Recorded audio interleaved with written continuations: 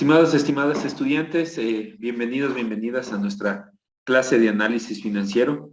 Bueno, en esta ocasión vamos a seguir con, ya habíamos visto el análisis vertical en la clase anterior. En esta ocasión vamos a ver lo que es el análisis horizontal. Esto es solo para recordar un poco cuáles son los principales métodos de análisis financiero que contamos. Está el análisis vertical o porcentual, el horizontal, comparativo o de tendencia, y el análisis de indicadores o razones financieras. Entonces, estas tres técnicas son complementarias. En esta ocasión, el análisis horizontal, ¿qué es lo que busca?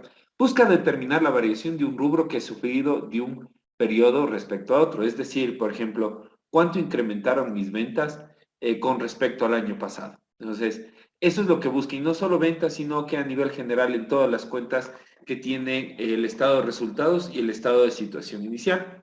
Entonces, como menciona, la idea no es solo buscar en términos absolutos, sino también relativos. Supongamos que las ventas pasaron de un año a otro de 1 millón a 1,5 millones. Entonces, en términos absolutos, sería un crecimiento de $500,000, o sea, el medio millón. Y de ahí, si lo hacemos porcentualmente, diríamos que hemos crecido un 50% con respecto al año pasado o al periodo anterior.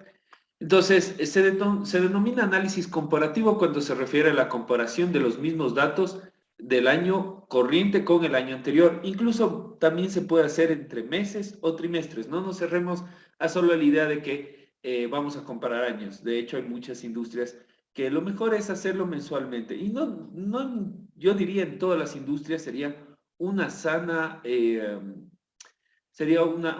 actividad o una sana función que las empresas se compararan mes a mes.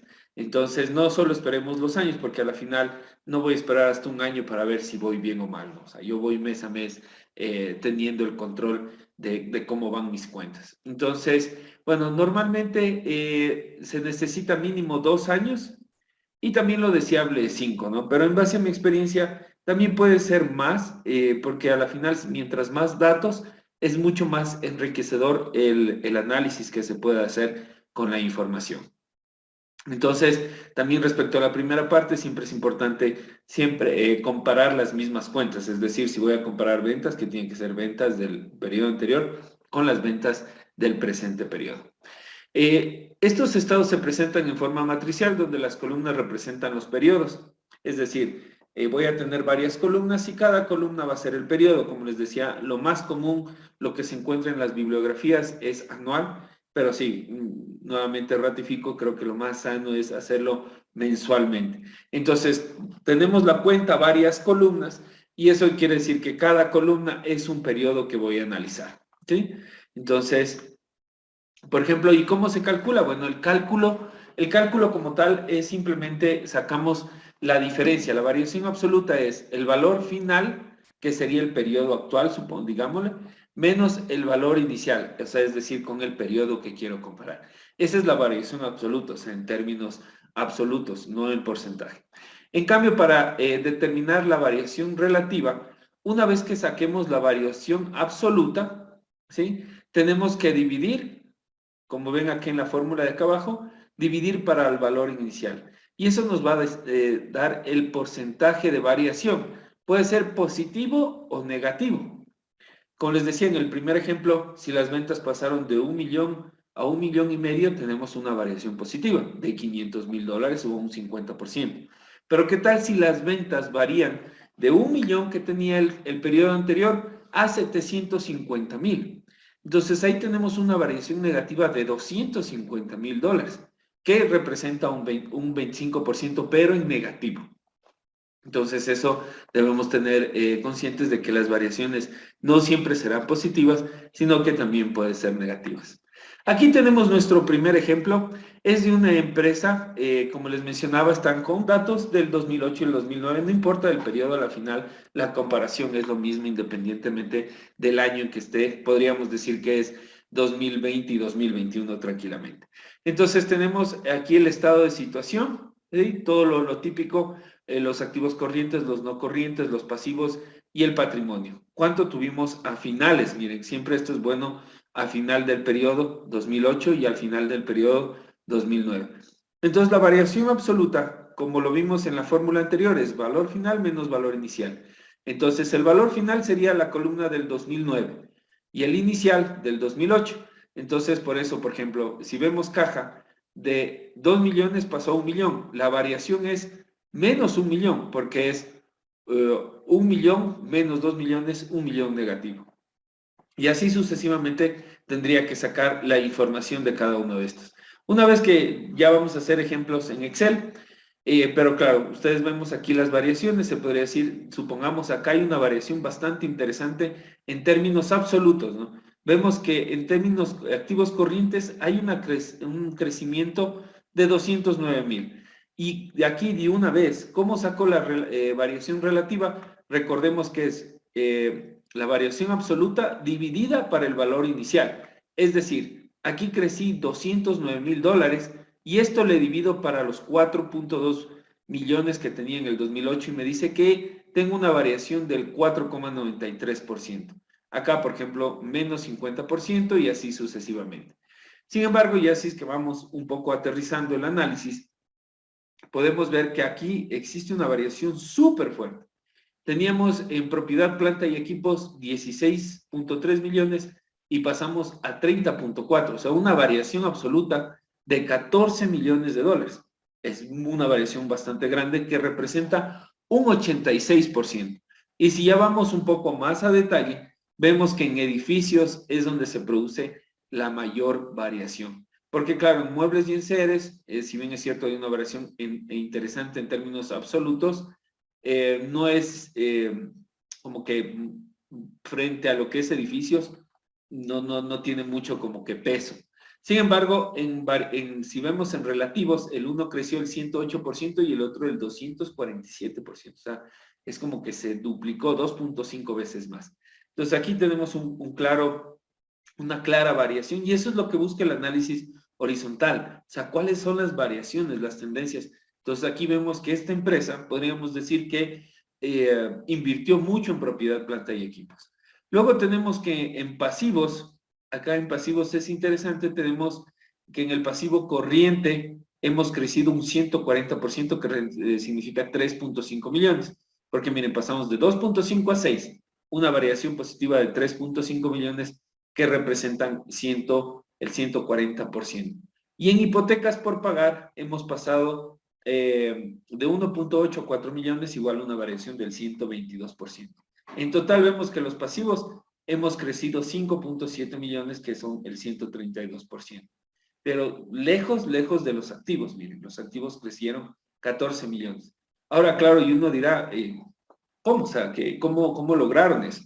Vemos que en el patrimonio, aquí tenemos el capital social, podríamos asumir que los inversionistas han decidido invertir o poner capital fresco por 3.8 millones de dólares. O sea, han incrementado el capital en un 23%. Y vemos que las utilidades han sido les ha ido bastante bien, que pasaron de 1.1 a 6.5. Un incremento del 466%, o en términos absolutos 5.3. Entonces, lo que podemos ver, si hacemos un análisis, es de que la empresa se ha endeudado, ha comprado activos no corrientes, principalmente el edificio. Como ustedes ven, acá hay un edificio que más o menos 13 millones de dólares es la variación, se puede asumir. Entonces, pero ¿cómo lo han comprado? Principalmente se han endeudado, ¿sí? Se han endeudado en una hipoteca por pagar y en cuentas por pagar no creo que tenga que ver mucho eso. Sin embargo, acá sí hay una hipoteca que ha crecido de 2.2.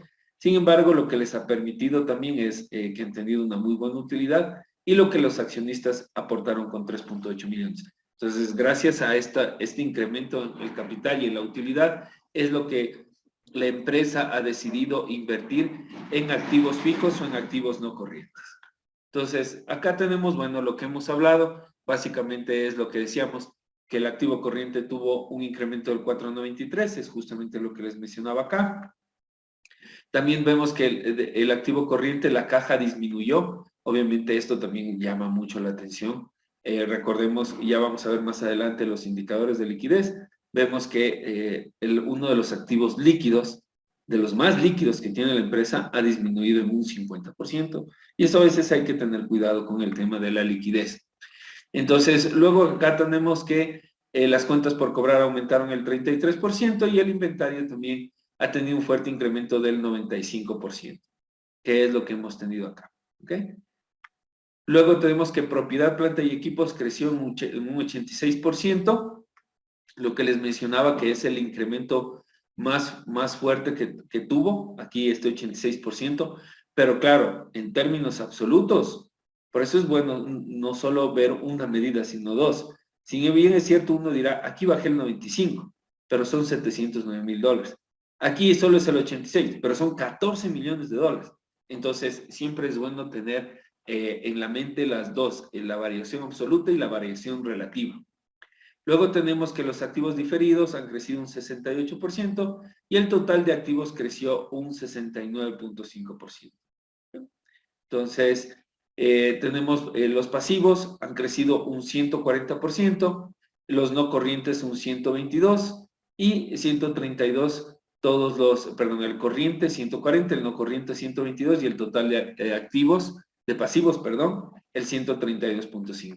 Y lo que mencionaba del patrimonio, el incremento más llamativo es el de la utilidad, que fue de 466%, es un incremento bastante fuerte. El aporte de los accionistas un 23% y en total el patrimonio creció un 53%.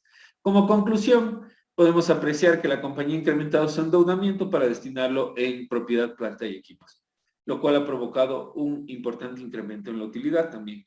Claro, a la final, cuando una empresa invierte en un edificio, es porque seguramente ese edificio le permitía producir más. Luego tenemos el mismo análisis, pero en el estado de resultados. Aquí tenemos un estado de resultados de la misma empresa, en donde tenemos las ventas, los costos de ventas y, bueno, la estructura básica que tiene los gastos operacionales, administrativos, gastos de ventas, los financieros, otros ingresos y egresos y la utilidad. Entonces, nuevamente tenemos cuánto tuvimos en el 2008 y en el 2009. Entonces, aquí claramente vemos que las ventas pasaron de 8 millones, porque está en miles, entonces de 8 millones a 17.2 millones, o sea, ya a simple vista, podemos ver que se han duplicado, ¿sí? Entonces, más del doble, ¿no? La variación absoluta es 9.2 millones, lo que significa un 115% de incremento en ventas. Claro, es fuerte. Esto es obviamente un ejercicio teórico. En la realidad, una empresa que duplique sus ventas de un año a otro, se imaginan, claro, es súper bueno. Cualquier negocio quisiera duplicar. Pero acá lo que me dice es de que he crecido un 115%. Los costos de ventas, sin embargo, miren, esto es interesante. Pese a que las ventas crecieron un 115%, los costos de ventas solo el 40%. O sea, no tuvo un incremento como que lineal. O sea, en teoría, si incrementé las ventas, debería subir el costo de ventas, pero al parecer el costo de ventas se ha mantenido. O sea, lo han hecho más eficiente. Pasó de 6.2 a 8.7, un incremento de 2.5 millones, el 40%. Luego tenemos los gastos. Aquí sí se ha incrementado en un 109%, pero podemos ver que son 925,000. Claro, uno llama la atención que sí es un incremento fuerte, definitivamente en una variación relativa, pero si comparamos en términos absolutos con las ventas, vemos que es casi una décima parte. Luego los gastos de ventas igual han incrementado un 136. La utilidad operacional, bueno, acá hay un pequeño error, pero pasó no es un error, mire, pasó de 242,000 a 5.4 millones. Es un incremento del 4,000%. Wow. O sea, imagínense la utilidad que se incremente de esa manera. Bueno, de ahí tenemos en gastos financieros un incremento del 100%, otros ingresos el 48% y otros egresos ha disminuido un 40%. Y aquí tenemos lo que mencionábamos, que la utilidad pasó de 1.1 a 6.5, un incremento en términos absolutos de 5.3, que significa un 466%. Entonces, si podemos analizar rápido este estado de resultados, vemos que las ventas se incrementaron muy, muy fuerte, se duplicaron prácticamente. y mientras tanto los gastos, si bien incrementaron, no están como fuerte en variación absoluta con respecto a las ventas. Sin embargo, en términos porcentuales van cerca del 100% y un poco más. Acá también tenemos lo más fuerte es la utilidad operacional, el incremento que tuvo y obviamente la utilidad final. Entonces, como conclusión, también vemos que la empresa obviamente tuvo un muy buen incremento en ventas, puede ser también por la inversión que realizó en activos para producir más. Sin embargo, tiene una muy buena tendencia en los que son costos, en los costos de ventas que de alguna manera tuvieron un incremento, pero no tan fuerte o no van de la mano con el incremento de las ventas netas. Entonces, el resto de rubros tuvieron igual un crecimiento significativo en los gastos principalmente, pero que a la final la utilidad tuvo también un crecimiento bastante fuerte. Entonces, esto es básicamente el análisis horizontal, ver las tendencias, la variación que tuve de un año en otro, y ya en clases haremos mucho más ejercicios. Gracias a todos por su atención.